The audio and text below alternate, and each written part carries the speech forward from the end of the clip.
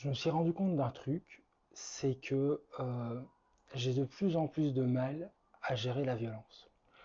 Et il n'aurait échappé à personne que le monde dans lequel nous vivons aujourd'hui euh,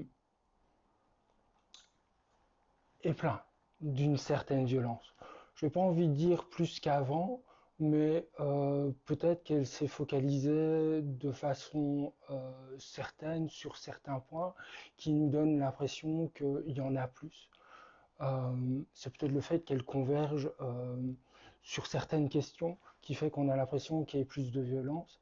Je ne suis pas sûr qu'il y en ait spécialement plus, mais une chose est sûre, c'est que j'ai de plus en plus de mal à pouvoir la gérer, qu'elle me touche et qu'elle m'impacte, et que j'ai dû trouver un moyen de pouvoir me protéger par rapport à ça, et pour pouvoir continuer à vivre sereinement.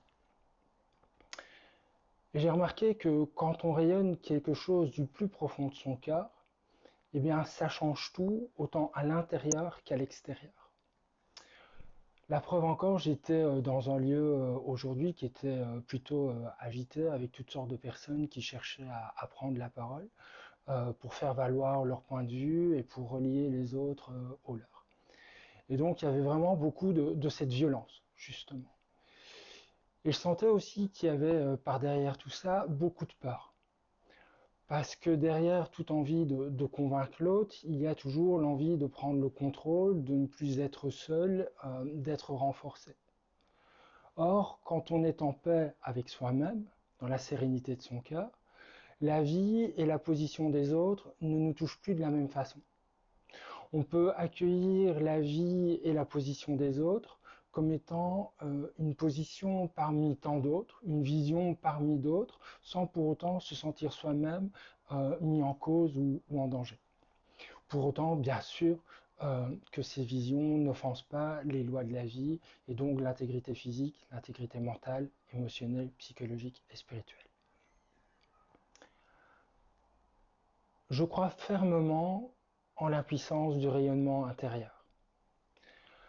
Rayonner de l'intérieur, c'est laisser percoler et se diffuser la vérité qu'on a tous et toutes au plus profond de notre cœur. Je parle bien du cœur.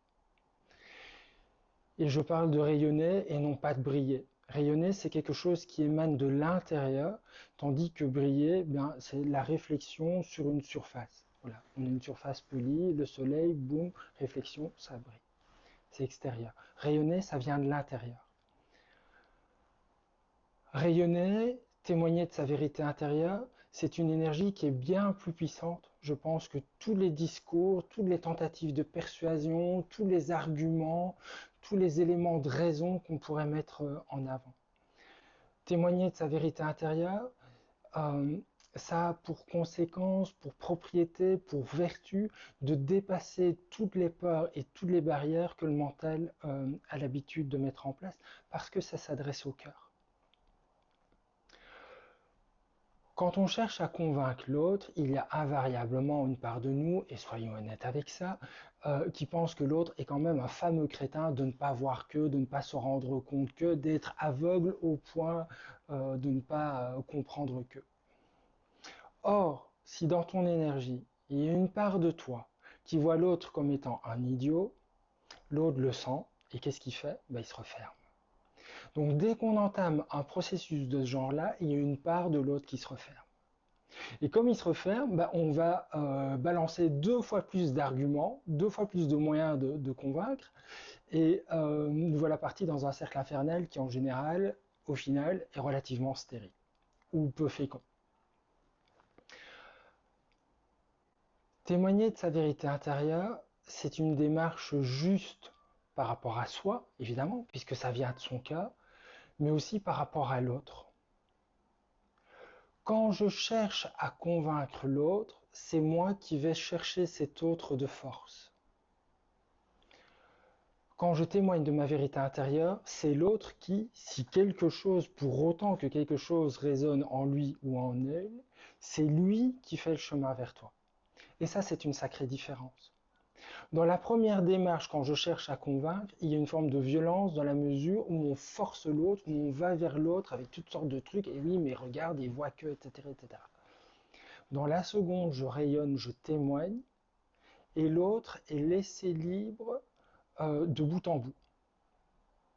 Et si l'autre vient vers toi de lui-même, s'il est attiré par ce dont tu témoignes, parce que tu rayonnes, le lien est évidemment plus fort parce que c'est sa démarche à lui. Et si l'autre ne vient pas vers toi, ça lui appartient.